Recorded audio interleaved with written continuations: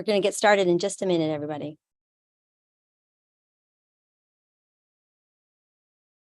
Welcome, everyone, to day 2 of this year's convening, Truth and Transformation 2023, Tools for Accountability, Lessons and Strategies for Racial Equity. I am extremely excited to see you back for a second day of exciting panels, our forum conversation, and the conclusion to our amazing art intervention. A few quick and important housekeeping items.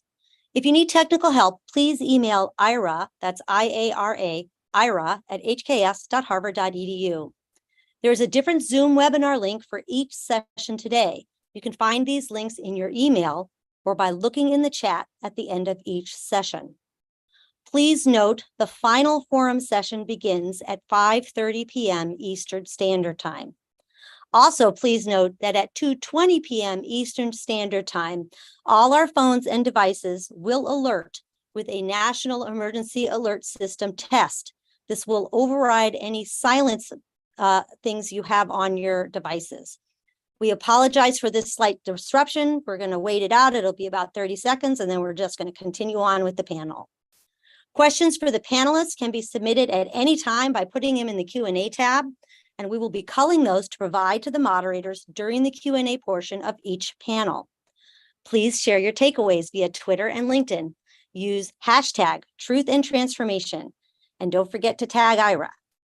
All keynotes and panels will be recorded, closed captioned, and sent to registrants at a later date. After the second panel today, we will have artist Jessica Valores return to continue working live on Zoom. She's creating an art piece based on all of the panels from the 2 days of Truth and Transformation. Please join us for this interactive art intervention. It was really very exciting last week. You can all learn more about today's amazing speakers on our website. And today's convening was free and open to the public. We hope to keep it that way. If you would like to donate to the IARA project, you can do so by following the Donate Now button in the chat, or head over to IARA's website, www.ira.hks.harvard.edu, and look for the donate button in the header. Finally, I must give a shout out to my mom, who turns 90 today. Happy birthday, Mom. I'd like to start the day by acknowledging the physical space upon which we hold programs and do our work, and where many of us live. This is the unceded land of the Massachusetts people. This land was stolen. As the Massachusetts tribe at Ponkapog indicates, the tribe are the descendants of the original people that the English invaders first encountered in what is now the Commonwealth of Massachusetts.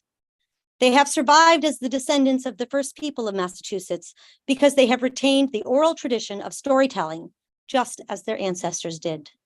This tradition passes on the Massachusetts view of how the world works, its relationship with all of nature, and why things are the way they are. And the land we are on has long served as a gathering place of nations.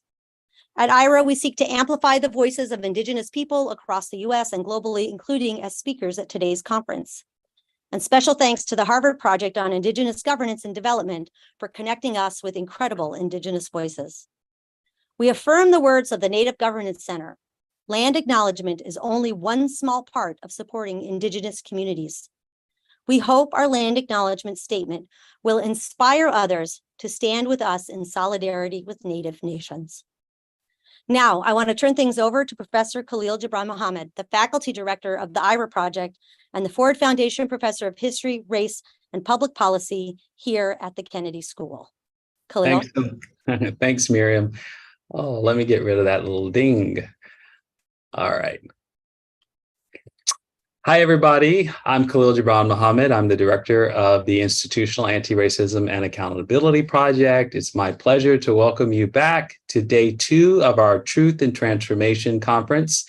Today is the second part of our program. We started last Thursday on tools for accountability, lessons and strategies for racial equity. What can we learn from people at all levels, from the C-suite to the community, who have successfully pushed for accountability from the institutions they work for and within? We are still riding the waves of learning and excitement from last week, where we heard from a host of incredible leaders working on institutional accountability for racial justice across the United States. These conversations included Dr. Veronica Martinez, who spoke about using regulation to support cultural shifts in institutions, as well as Dr. Aletha Maybank, who emphasized the need for transparency as an initial step in reconciling with an organization's racist policies or practices. Our midday keynote speaker, Christine Cordero, illustrated the crucial linkages between environmental injustice and racial injustice. The two, she explained to us, are not only inextricably linked, they exacerbate each other. As I said last week to start the conference, and which bears repeating this afternoon, this conference also comes at the most urgent time in most of our lives. No matter what side of the equality versus equity divide or censorship versus truth-telling line you stand on, the future of this society and much of the world is at stake with the choices legislative, political, judicial, and private sector leaders are making right now. It is not an exaggeration to say that it is increasingly the case that many of you, if you work in the equity space, especially, may lose your job in the not too distant future. So today we have the opportunity yet again to learn the tools we need to achieve accountability, to choose truth and transformation. We can choose to lead and to join those doing this work well. This afternoon, we have two panels of outstanding speakers and a timely closing keynote conversation. We will dive into the social pressure, which has produced critical wins for justice in educational testing, First Nations rights, as well as union organizing. These wins speak to both the commitment and base of support of these efforts, but also the winning strategies which produce these justice-based outcomes. Following, we will return to IARA's foundations in looking at the role of historical reckoning as a form of institutional truth-telling by hearing from experts on how archivists, urban planners, and community leaders embed truth-telling in their work to ensure that our movements are grounded in documentation. To close our program, we have the honor of being joined by Dr. Beverly Daniel Tatum, who will be on our virtual stage tonight as an Institute of Politics Forum keynote speaker. Dr. Tatum has been an integral voice in scholarship and professional development for racial equity in education for over 40 years. We will hear from her what she has learned in her decades-long career to sustain the work for racial equity in education and democracy. I hope you will join me for all of today's fascinating sessions. Thank you again so much for being here, but most especially, I want to thank my team at the IARA Project, as well as our home here at the Ash Center as part of the Harvard Kennedy School. All of you have worked very hard to make these past 2 days, or I should say this two-day event possible. And to all of you for being part of our community. We couldn't be successful without you being part of our journey. And now it is my pleasure to introduce my colleague, Erica Licht, Research Projects Director at IARA, to the stage. Erica has been engaged in racial equity and organizational change research and training for over 15 years. Prior to coming to the IARA Project, Erica served as Assistant Director at the Center on Culture, Race, and Equity at Bank Street College in New York City, and as a fellow with the Race Forward and the Government Alliance for Racial Equity, also known as GARE. Erica currently co-hosts the podcast Untying Knots, which is a podcast of the IARA Project, which I strongly encourage you to download and check out. You can get it on any of the streaming platforms. At this time, please join me in welcoming my colleague, Erica, who will moderate our first panel. Thank you. Thank you so much, Khalil. Appreciate the warm welcome, and welcome to everyone out there this afternoon. We are so happy that you joined us today to spend your afternoon if you're on the East Coast or wherever you're calling in from. It's such a pleasure to be with our virtual audience and community.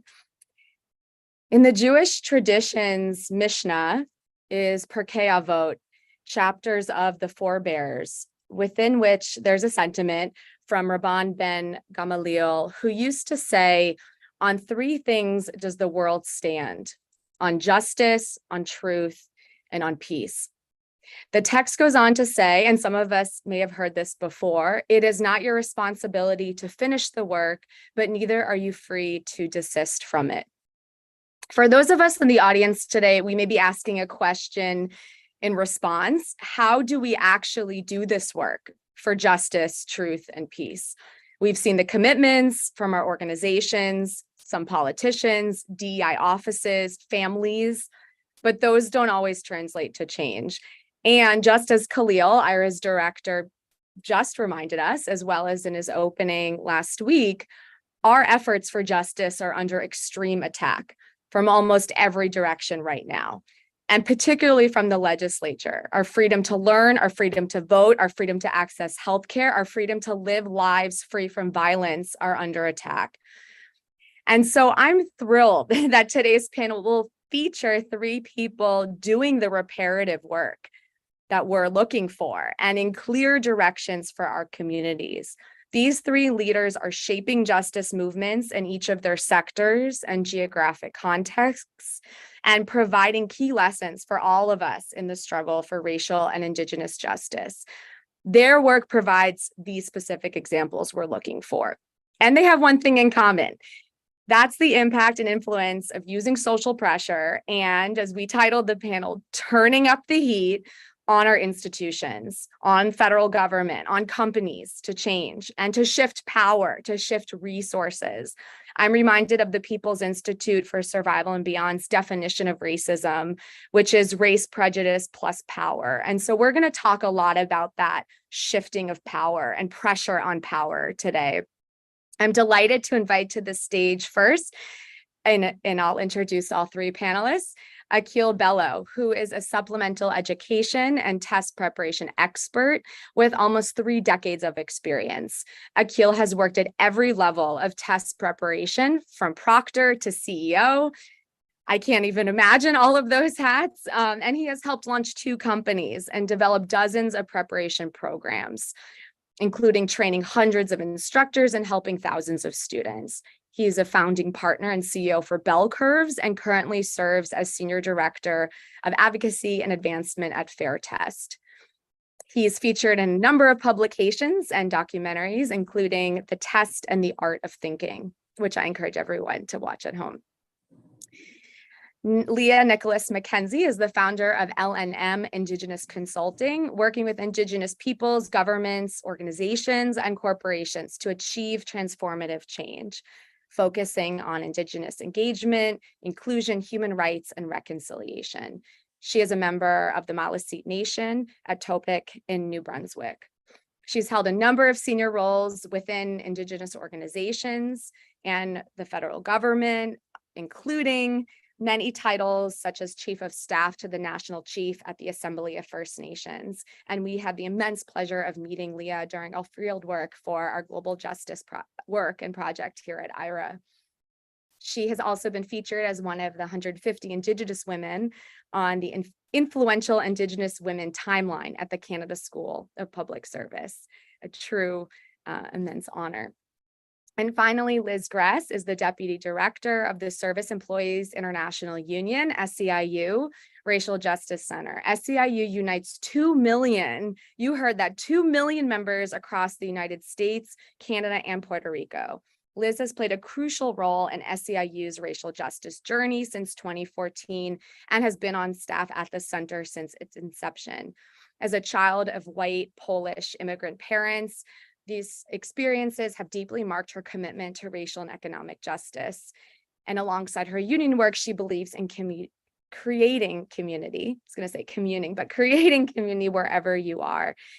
Thank you all so much for being here. I'm so excited for this conversation. So let's dive in.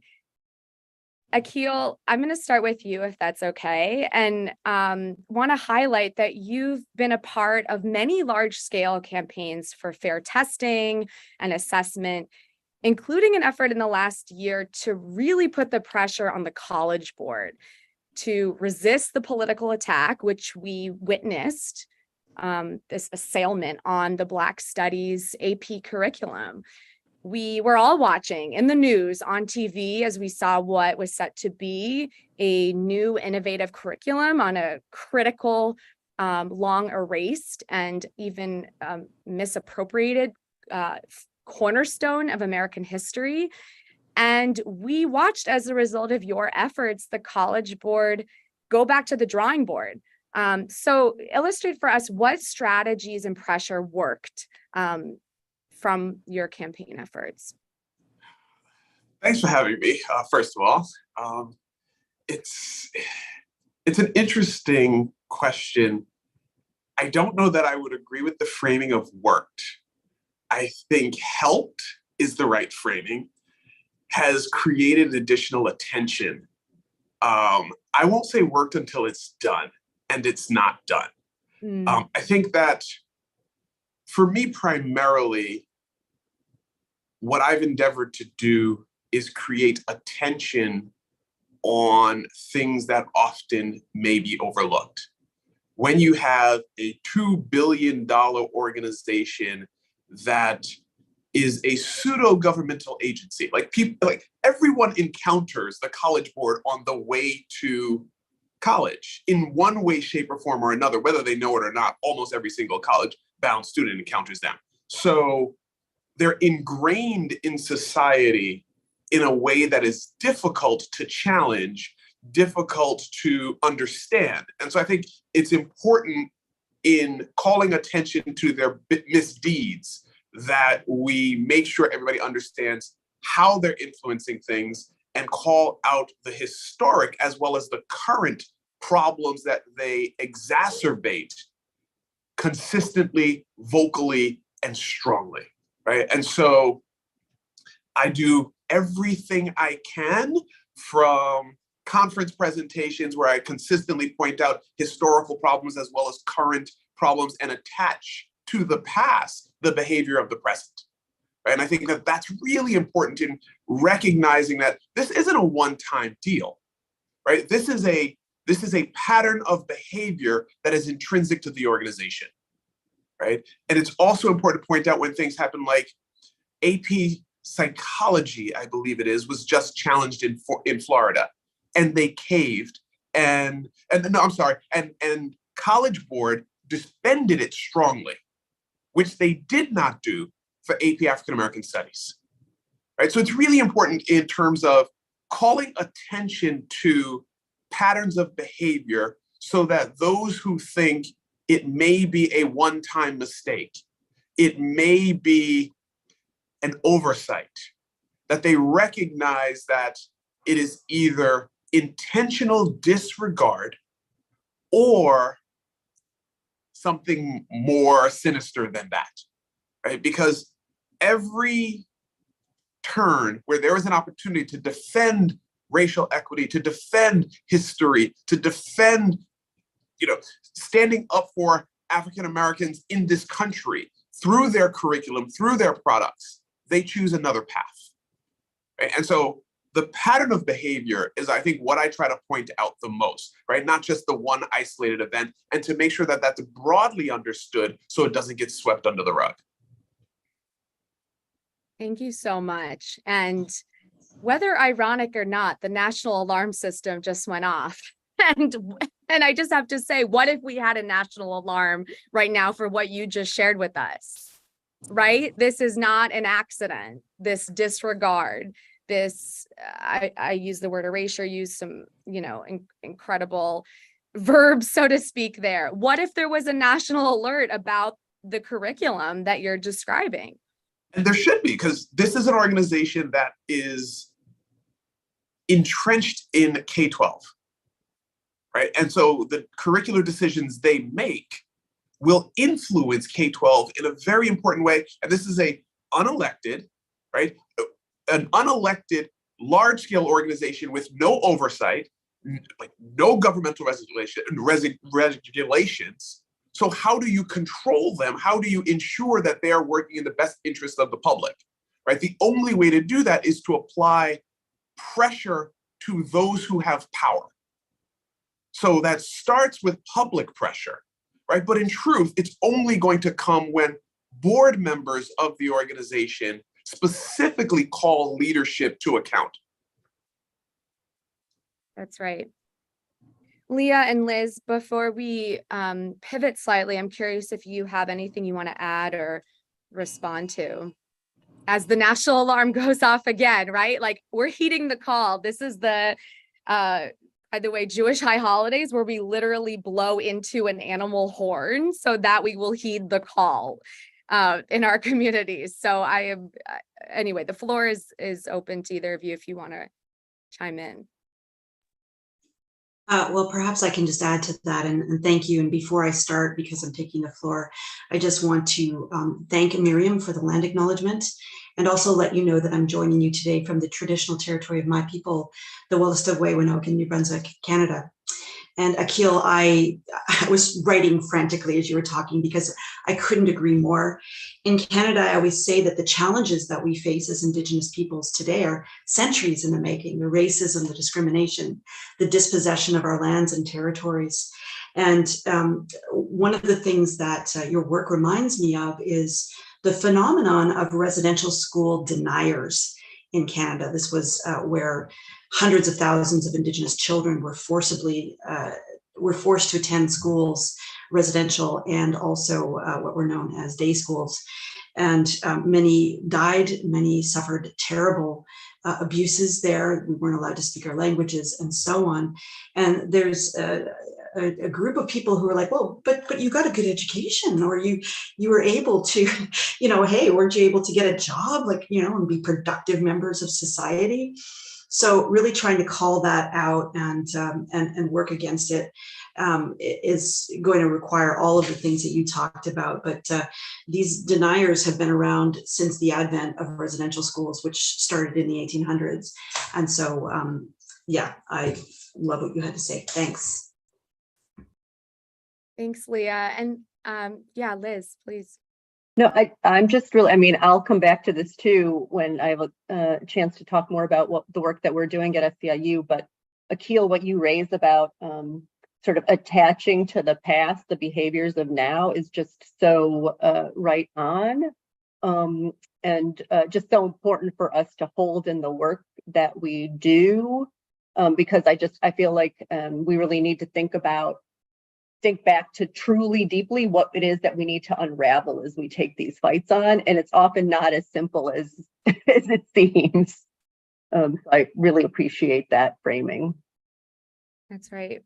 And the hundreds of years of oppression will take, hopefully not hundreds of years, but certainly a lot of effort to, unravel those systems. Just a shout out to our podcast, which is called Untying Knots for that very reason, the unraveling and the untying that we need to do.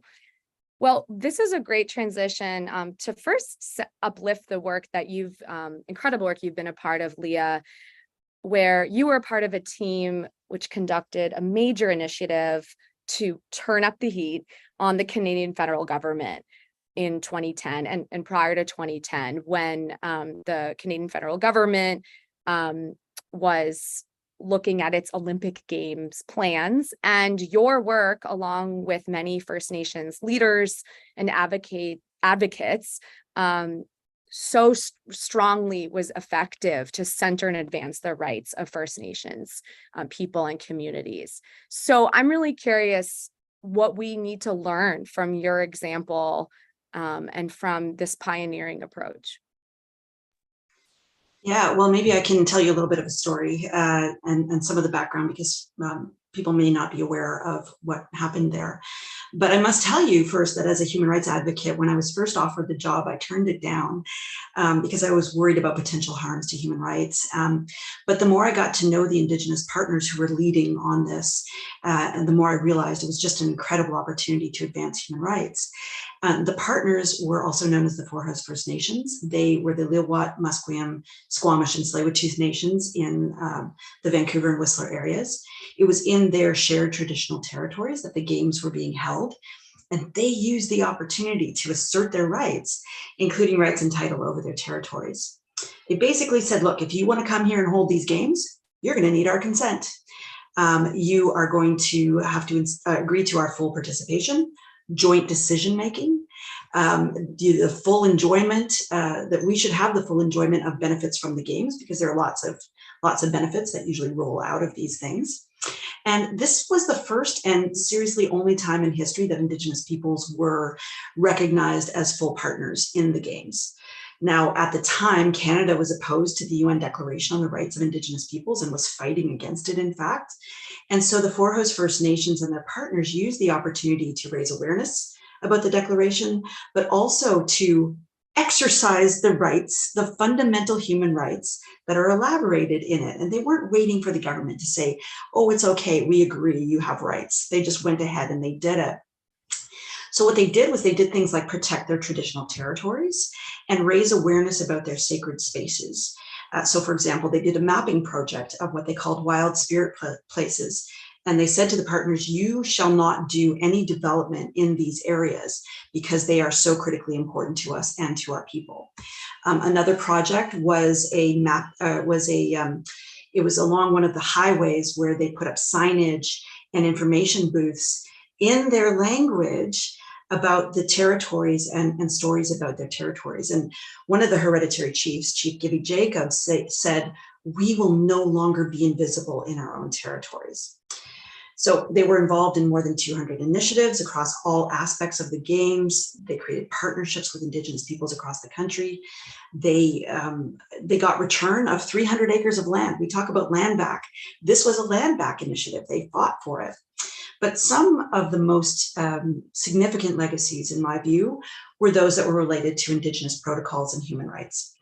So in addition to protecting traditional territories and sacred places, they raised awareness about their protocols, their culture, their languages, their traditions, and they incorporated those things into the games for the first time ever. There were traditional ceremonies that were incorporated into the games, of course, with the approval of the people. The Forehouse First Nations chiefs were actually accredited as heads of states in these games.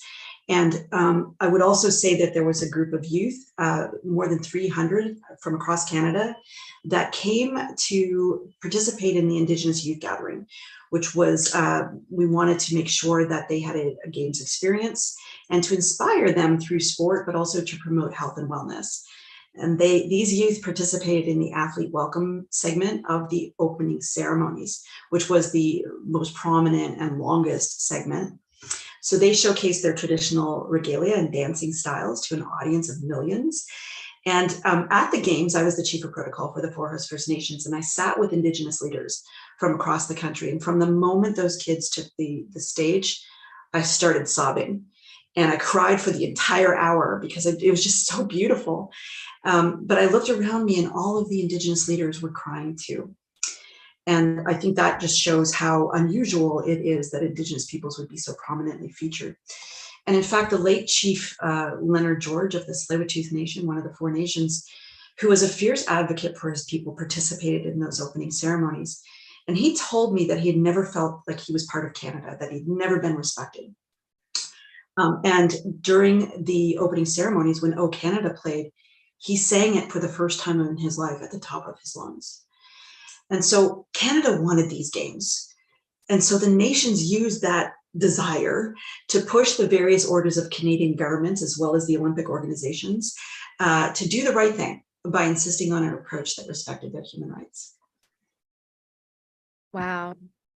What an incredible story. Some of which I've heard, but I'm still learning. And I just value so much what you just shared with us, Leah, and just how beautifully you illustrated the kind of trajectory and arc of that work as well. I'm curious, while we're on this topic of youth, if that's resonating anything for you, Akil or Liz, that you want to kind of jump on. I'm just struck by, this role of young people also in driving the work that you're describing.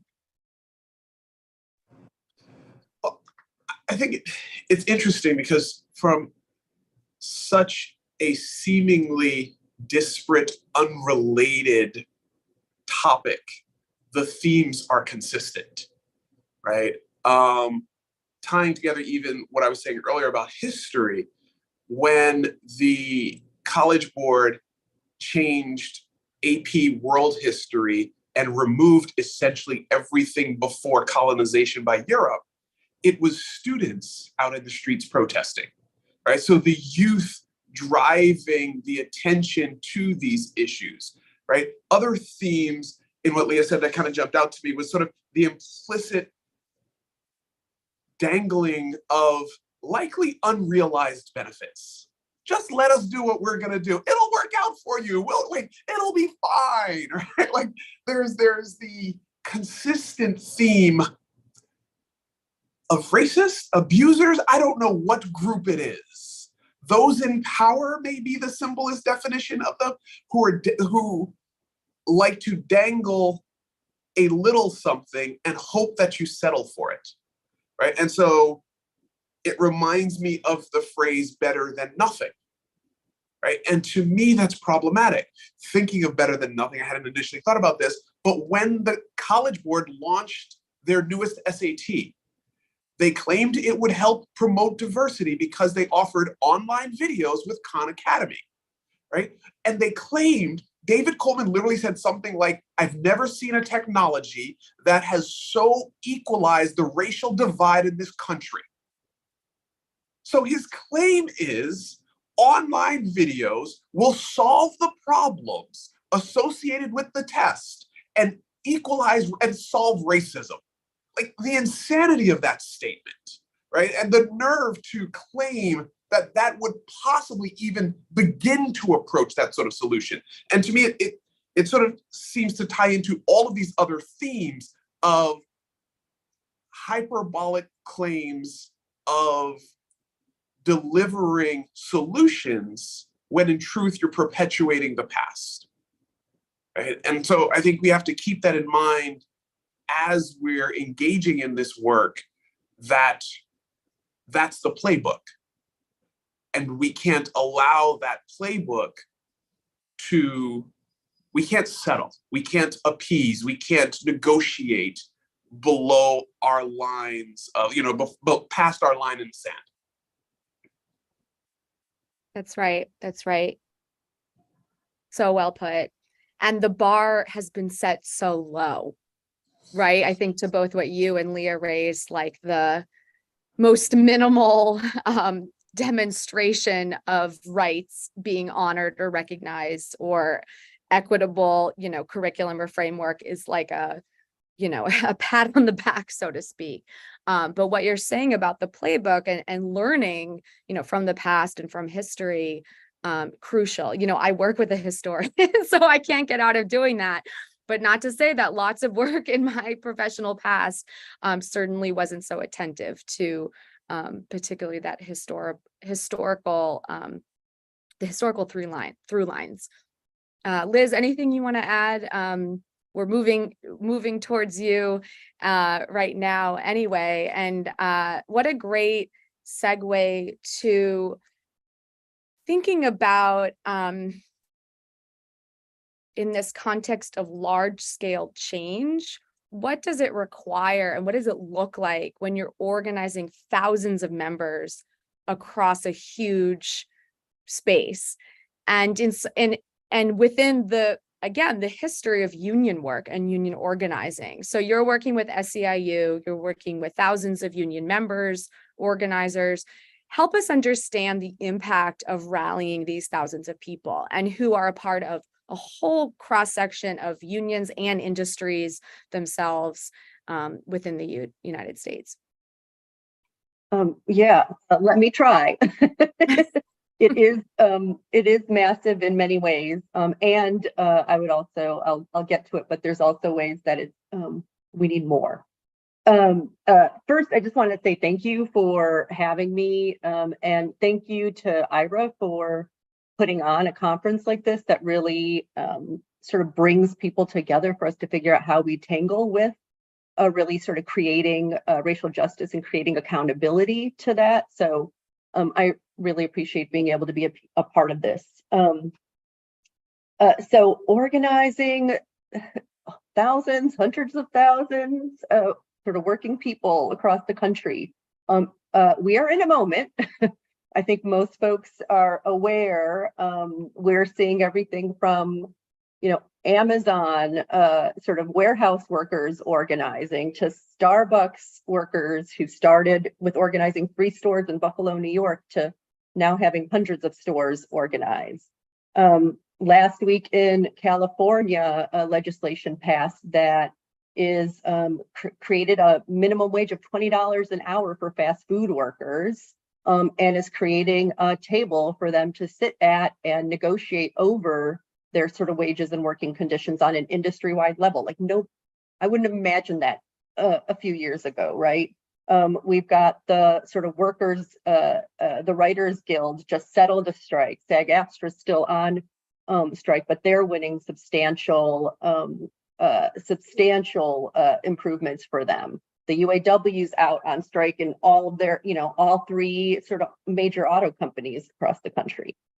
This morning, 75,000 workers are out on strike at Kaiser's, the largest healthcare strike in history. So there is, there is a movement sort of afoot around this, and incredible impact happening. People are raising wages, winning material improvements. In some cases, they're winning sort of new mechanisms to bargain with the industries that that they need to sort of improve their conditions. So it's very powerful. And the question that comes up for me when we talk about impact is how are we comparing the impact of what we're doing and achieving? Is it commensurate with the problems that we're facing? And so I would offer that certainly for SEIU, we have had a very sort of we've been asking ourselves a very sharp question about what kind of impact do we really want to make? What is the quality of it? And how sort of transformational, structural, durable does it have to be? And all of this for us is born out of our sort of journey in our union around really contending with how do we have to show up around racial justice? How do we have to understand the way that the economy and sort of racism are intimately bound? In fact, the way that we have structured our economy right now depends on structural racism to work. It depends on anti-Black racism to work and operate. That is the way we're able to have a society where, in the US, we've got three men, white, who have as much wealth as half of the rest of us, which is ridiculous. It's sort of absurd when you look at it, but we take it as that's normal. That's the way it should be. And in our union, we believe that's due to racism.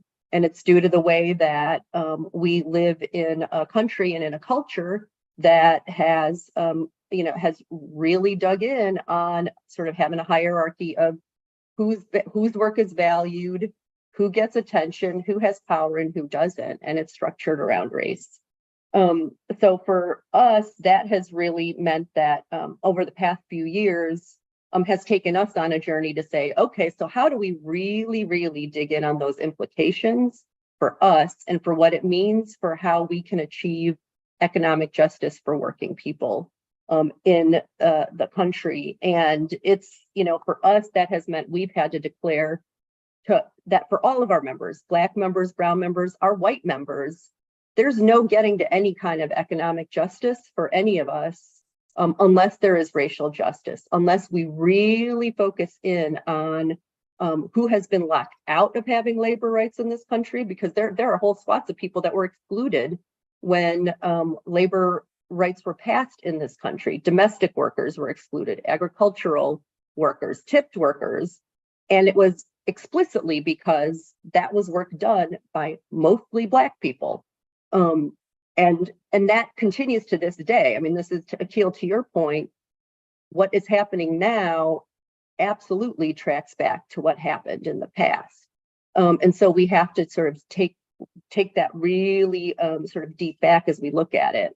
And so where we're at, where we're coming to at SEIU is sort of really trying to measure and calculate how are we focusing in on the fights and on sort of getting the impacts that actually change structures, change some of the rules, understand that the rules we're playing by now actually don't serve most working people. And so how do we have to stretch and really sort of challenge ourselves to get there in everything that we do and in the efforts that we're taking on. And through the purposes of this conversation, I think we're certainly hoping to do that as well, really stretch the imagination of what's possible and also what learning we need to do from all the incredible work that you out there are doing, right? Like the playbook of justice movement is not blank, right? There are hundreds of years of Indigenous, Black, Latinx, Asian, and other communities of color organizing that we can follow. And those from the labor rights movement, which I so appreciate you lifting up. So the word accountability is obviously in IARA's name, not by accident, and in this conference. And so I think I'll turn back to you, Akil, first to put this question of accountability front and center. When you think about your approach and the work that you do, how are you thinking about accountability, especially for the institutions that you're putting pressure on?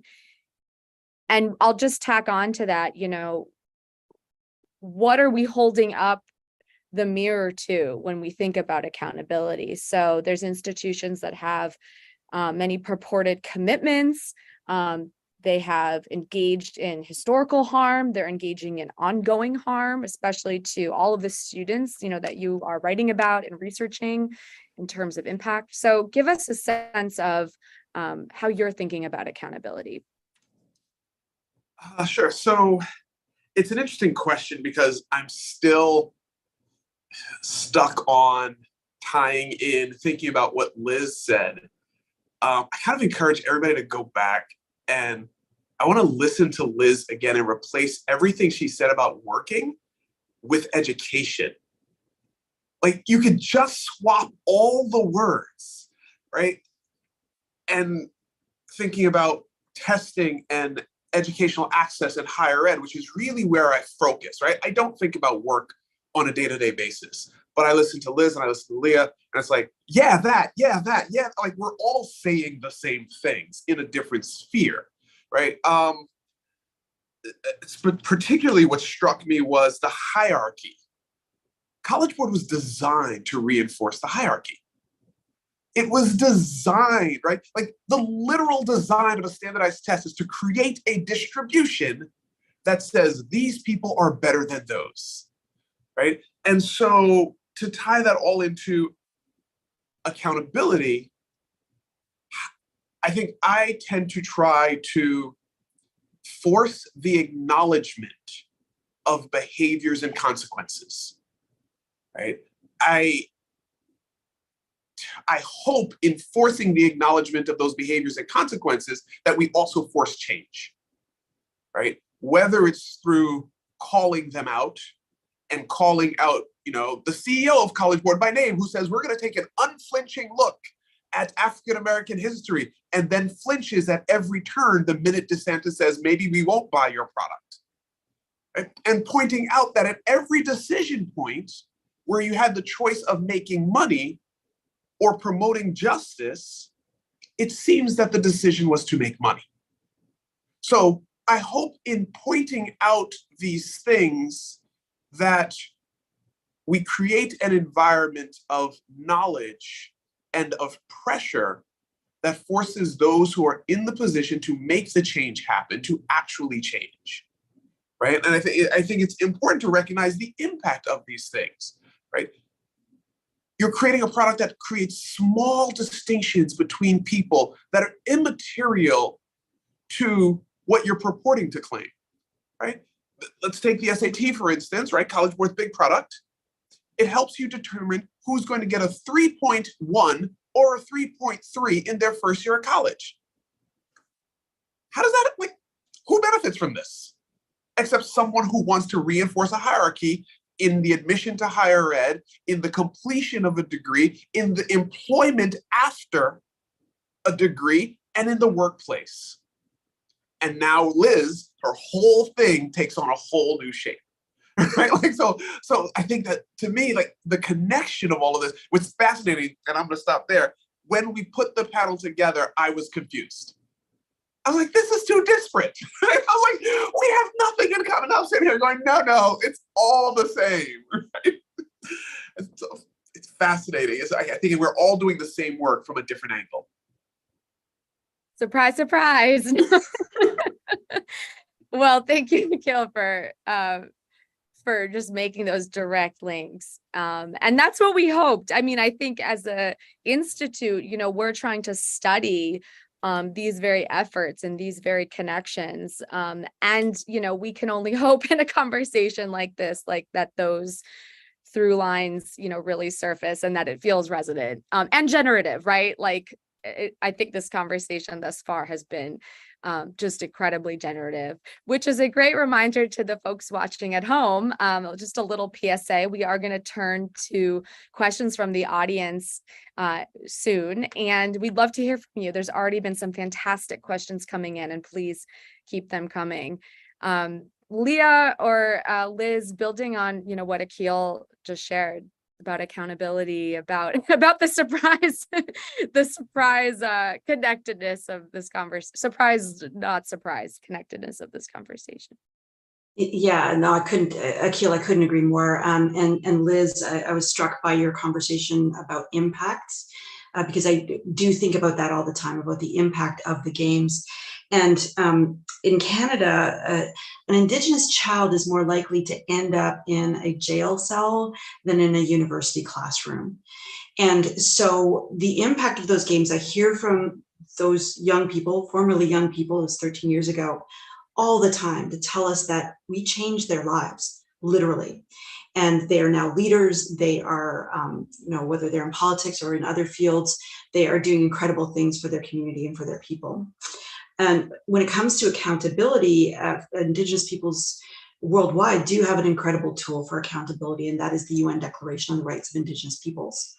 As I mentioned, none of what happened during the games would have been possible if Indigenous peoples were fine with saying, oh yeah, we'll just be the window dressing. We're just going to bring the color. Instead, because they insisted on recognition of their rights and actually exercise them, we saw a shift, I think, in the Canadian government. The Canadian government was opposed to the UN Declaration at the time. And in 2010, a few months after the games, it said, oh, wait a minute, maybe this declaration isn't so bad. And they even cited the four host First Nations in saying, this is a great example of how we can all work together and make the world a better place. That was a problematic announcement. It was partially qualified, and that's a real problem, but I won't get into that. But I did want to say that in terms of keeping pressure on and in terms of accountability, one of the four host First Nations Olympic ambassadors was an individual named Dr. Wilton Littlechild.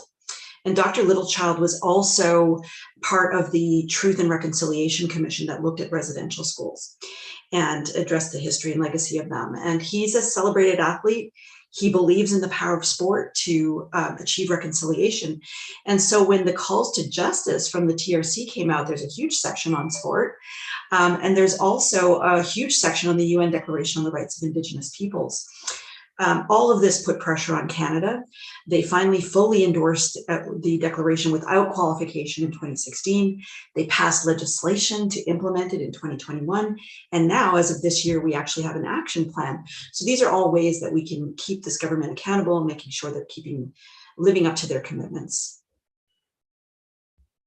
Thank you so much, Leah, for weaving in this piece around the TRC's work and from an accountability perspective as well, what that ongoing and multidimensional pressure from both the commission's calls to action and recommendations to, in addition, the advocacy work around the Olympic Games and what that amounts to for the long haul. Really incredible to hear about. Liz, anything on the threads that we've been discussing at this moment? Yeah, I want to double down, Leah, on what you raised around reckoning. Like, I think that is, there's a real sort of need for us to do that in genuine ways, at a, not, at individual level, sure, but at a sort of society level. Like, you can't, if we don't reckon with what is real about our sort of past and history, then there's no way we stand a chance of really sort of fixing what's going on, or we're going to come up with solutions that are just not hitting what the, what's really happening. So I just think that's a very powerful piece. The other piece, that the other two pieces that really jump out for me around accountability is, and some of this is from where I sit in labor organizing, is sort of, well, one, we just need to keep raising the bar. Like, there really is no, so for example, in terms of work, there is no reason why poverty wage work should exist. It should be obsolete. There should be no reason that we can't have and structure our economy in a way that everyone can have enough, because it's there. It's not a zero-sum game, which people often, which we get tricked into playing sometimes ourselves. There's plenty. So I think that's a key piece, is to continually sort of hold to what we really imagine and know that the world can look like. And then for us, the thing that we're really sort of honing in on too is that we need to build vehicles that can hold accountability, because we don't have enough of them now.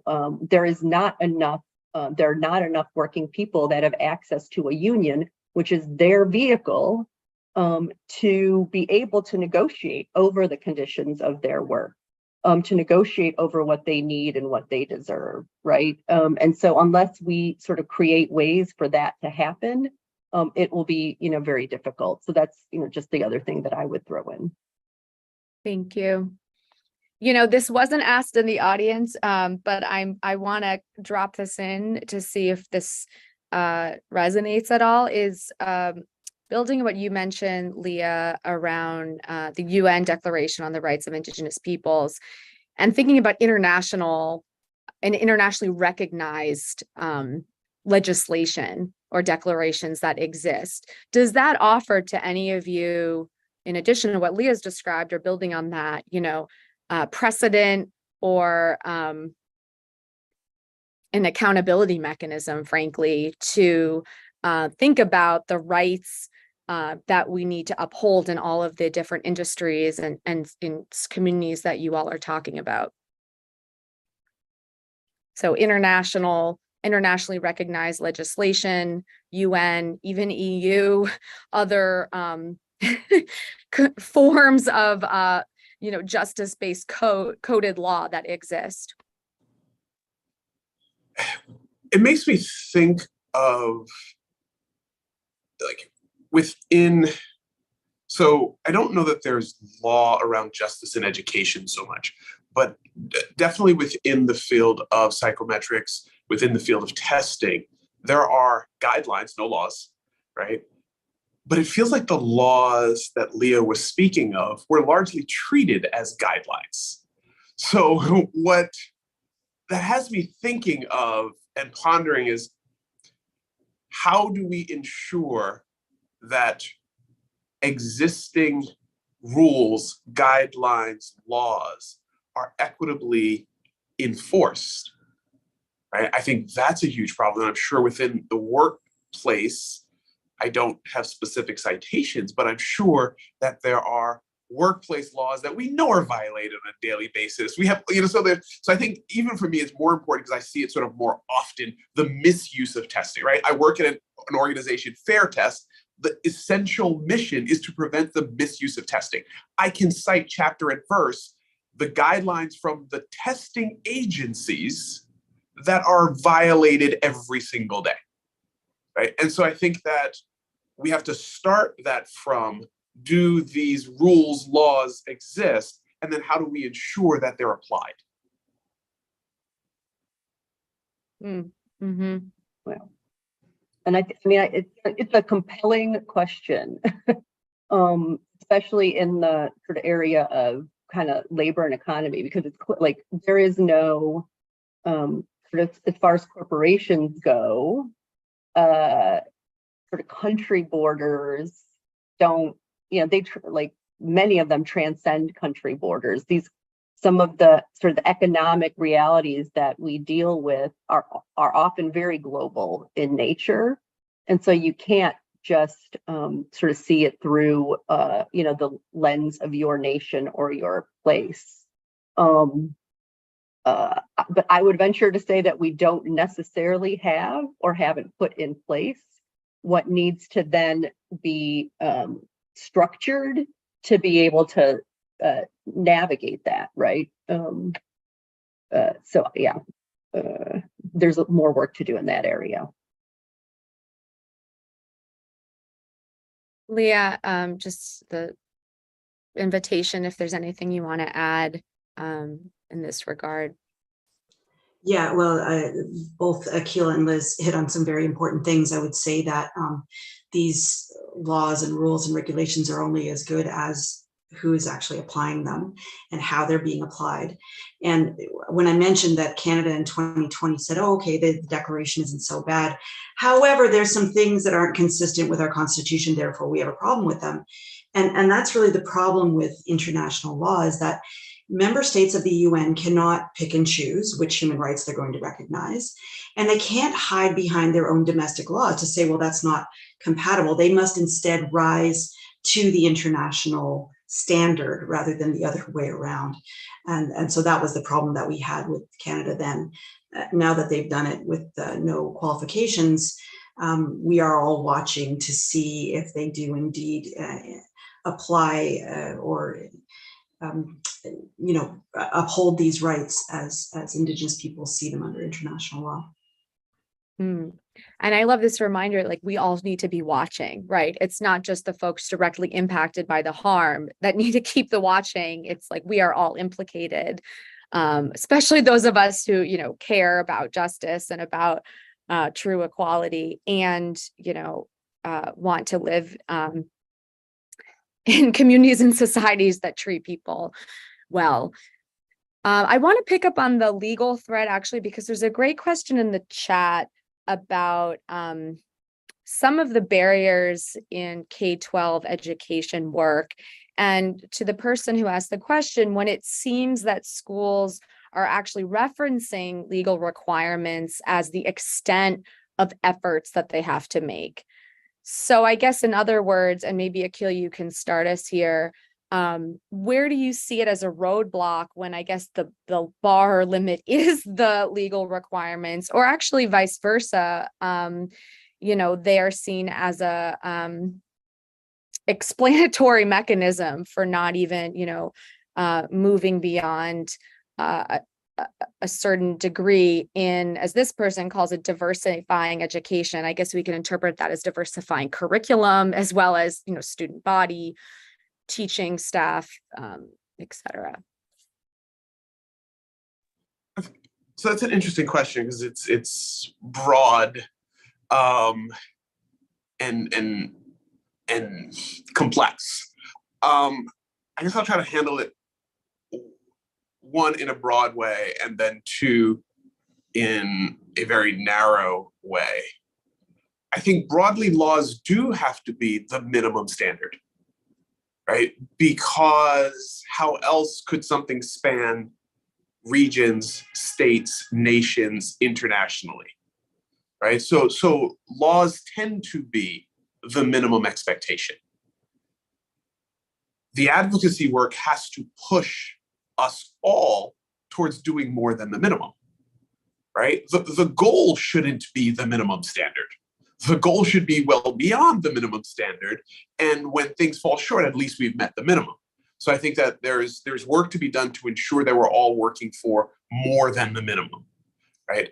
But then I think we also have to ensure that the laws are just, equitable, reasonable, historically accurate, all of those other things. It makes me bring this right back around to College Board and Florida. They just passed their state K-12 curriculum standards, which, and I forget the precise language, but in essence, their curricular standards for history, I believe it was, encouraged teachers, required teachers to tout the benefits of slavery, the skills that were taught. And the examples they used of people who benefited from slavery were all people who actually weren't slaves. So they created something that was historically inaccurate as the curricular standards for the state. College Board, in their standards, have something that's not far off. So when Florida was called out for it, they pointed to College Board and say, hey, but they did it too. So it has to be at every level, at every turn, we are attentive to ongoing correction of historical harm. And in this country, there is a tendency to want to overlook historical harm, as the Supreme Court just did, as the Supreme Court has done for 50 years in the banning of affirmative action and all of those sort of things. So we got rid of affirmative action. Now we're getting rid of race-conscious decision, right? Affirmative action, which hasn't been practiced in 40 odd years, was intentional about addressing historical harm. Well, they said, no, that's no good. And then again, someone challenges the mere consideration of race. And then we end up in these cases where Florida's like, not only are we not going to pay attention to what's happened historically, we just want you to say that that was good. And so the creeping of those things, right? The creeping of allowing each of those things to get subtly more and more terrible. We have to defend against, we have to fight against at every turn, or else it'll continue as it is or get worse. And that word creep and it creeping in is just such a wonderful illustration. I was just pulling up, IARA did some of our own pinging around what you're describing in the actual, Florida state academic standards and social studies standards, where, direct the benchmark clarification, direct quote is, instruction includes how slaves develop skills, which in some instances could be applied for their personal benefit. And we all need to sit with that, just as you're saying, and we all nationally need to sit with that, the implications of what you're describing, and that creep of not just denial of truth telling, but both denialistic and, frankly, incorrect and exploitative telling through curriculum. Thank you. So many exciting questions, by the way, coming from the audience. So we're going to try to weave them in as much as possible, but do please keep them coming, because they are certainly speaking to each other as questions. I want to turn, this is a great one that came in. And Liz, you can perhaps speak to this. What does accountability look like for the person's word problematic unions, but we could say unions with a history of being tied to industries of problematic and violent harm, which include the police and public safety. So what does accountability look like for these types of unions? And particularly, as this person notes, which have been exposed as their quote, havens for racism and white supremacy?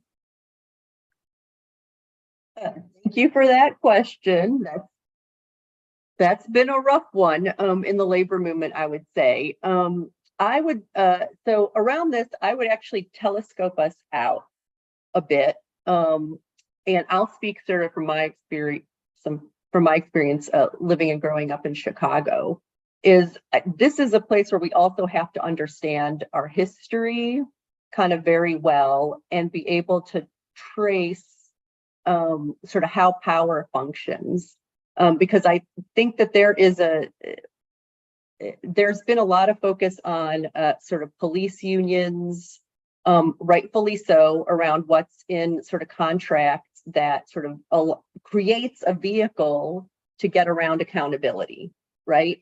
But what I'll lift is the police didn't negotiate those contracts by themselves. They negotiated them with these were mutually beneficial agreements that were reached when it was where it is to the benefit of municipalities to have these kind of rules in place with their employees, because they can sort of step out of accountability to Black communities, to other communities of color. So I just think it's a bigger question than just talking about sort of what's the union piece in it, and we have to understand how it fits in sort of the bigger structure of the way that policing is able to function the way it does now.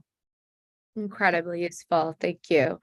Speaking of that bigger structure, there's another question around corporate entities, as this person says, stepping up. I love that because it implies that they've been at oftentimes neutral or net negative in producing harm. So where are your all experiences, Leah? I don't know if you want to jump on this first, of observing corporate entities, corporations, companies stepping up in impactful and authentic ways. If so, how, and what has that advocacy looked like it, or what's been behind those efforts?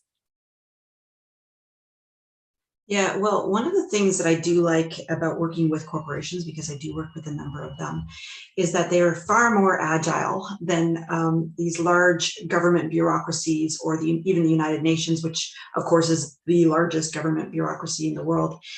They are slow to move, they are very conservative. But when a corporation says, when the head of a corporation says, we're going to do this thing, people tend to fall in line and things tend to happen quickly. So that is one thing that I do like about corporations. I do hear you, corporations have been agents of harm. In Canada, the Hudson's Bay Company was an agent of the British government that opened this country to theft, our lands to theft, to rape of our women, to all kinds of things.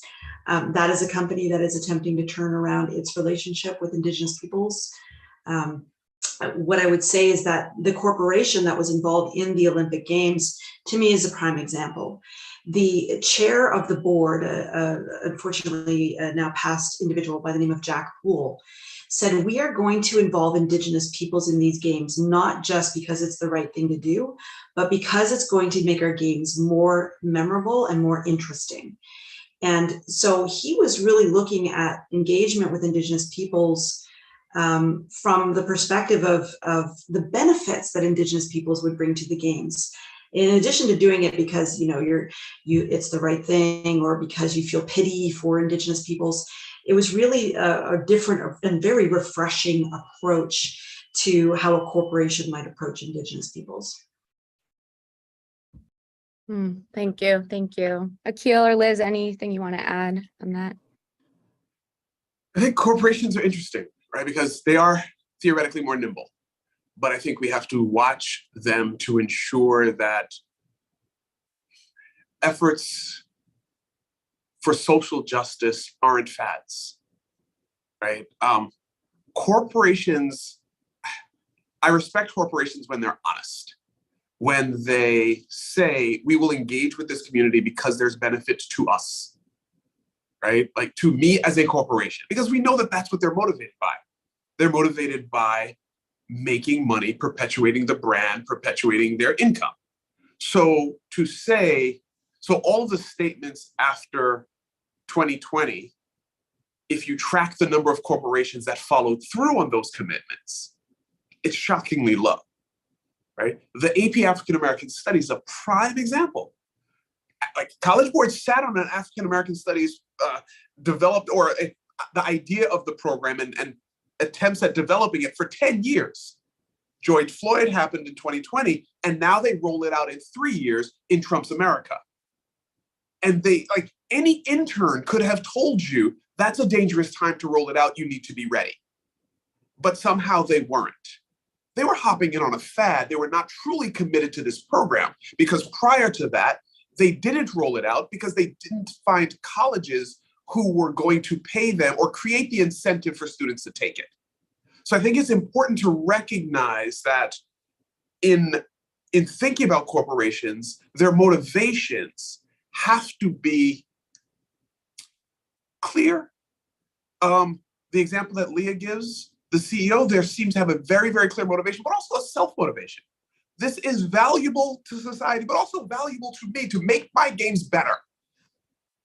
I expect them to follow through on that. So I'm always watching where the value is for the corporation to whether they will follow through on the promises and the commitments that are made, or whether it's simply looking for PR benefit and not actually a true commitment to the work.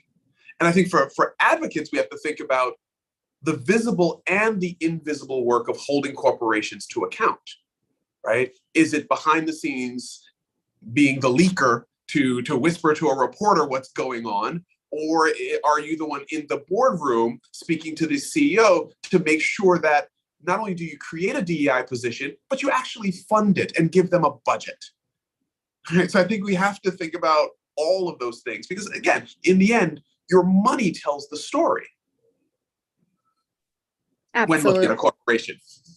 Absolutely. And thank you so much for bringing up these commitments, that we saw in mass waves post 2020, the horrific murder of George Floyd and other Black Americans, and what we all were witnessing as this wave of what could and many proving to be lip service, right? So as you said it better than I will, as advocates, we have to watch closely. We have to do the tracking of these commitments, and we have to be really clear on what they've yielded, if anything.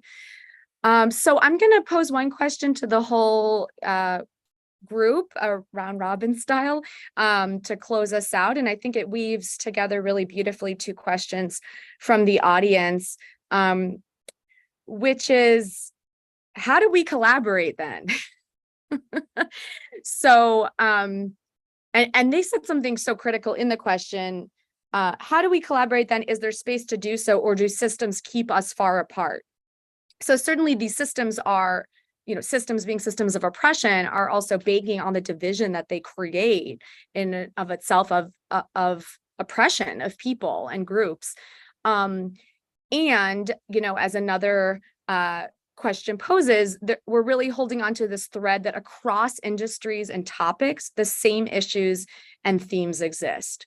So speak to us as we close out, especially for those of us listening from the audience, what is valuable in terms of cross collaboration that we need to keep in mind, especially for those of us working for equity, for racial justice? What meaning do we need to make out of what we've heard from today, and how should we be collaborating with each other? So anyone feel called to kick us off? No pressure. On a panel on pressure.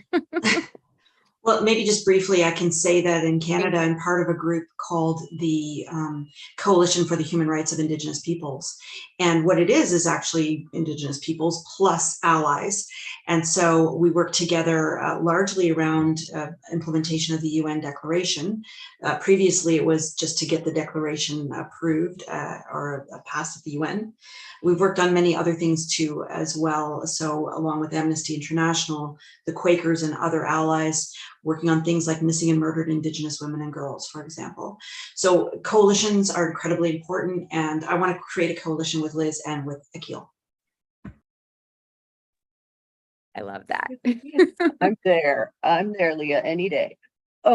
Yes, so I do think that there's, coalitions are very important. I also think that sort of tracking where are the ways that finding the connections between the issues and really working them, right? So, for example, I work for a labor union. Sort of our bread and butter is sort of what's happening to the working conditions of sort of our members. However, we've got members in education, right? We've got members in healthcare. We've got members in airport. Like, we have members in lots of different industries where those issues then draw us in because those are the issues of our members, right? Our healthcare members aren't just interested in talking about what their wages and working conditions are. They're interested in talking about what's happening with our patients. What do we have to do to have better care? What's the rate, what's going on around race in that, right? our education members are deeply committed to an education that's equitable. So I think there are more connections that we know, and we just have to see them and follow them, and then figure out how we can, from wherever we sit, what's our particular contribution that we can make to those issues. Thank you. Kale, close us out. I think I'll take off from, I think that both Leah and Liz said it really well, and to take a piece from each of them, building coalition and identifying your contribution, I think, are the key things there, right? I think are key points to reinforce. No matter where you sit, you likely have some knowledge, insight, ability, information that someone else doesn't. So in forming or identifying your coalition, you can further the work even if you're not the one doing the work, right? So I think about the invisible impact of this work as well as the visible impact, right? I think about the people who DM me on Twitter, hey, look at this thing.